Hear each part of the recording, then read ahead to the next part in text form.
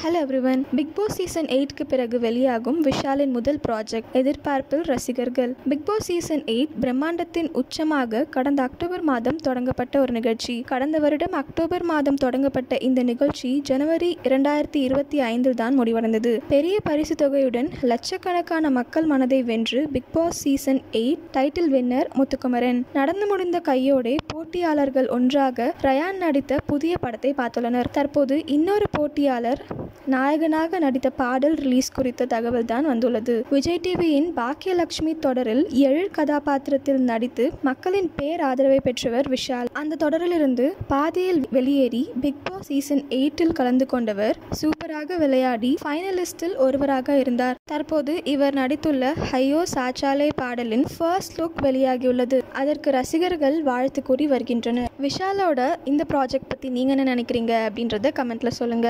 இதே மாதிரி latest cinema news அப்டேட்க்கு இந்த சேனலை சப்ஸ்கிரைப் பண்ணிக்கோங்க.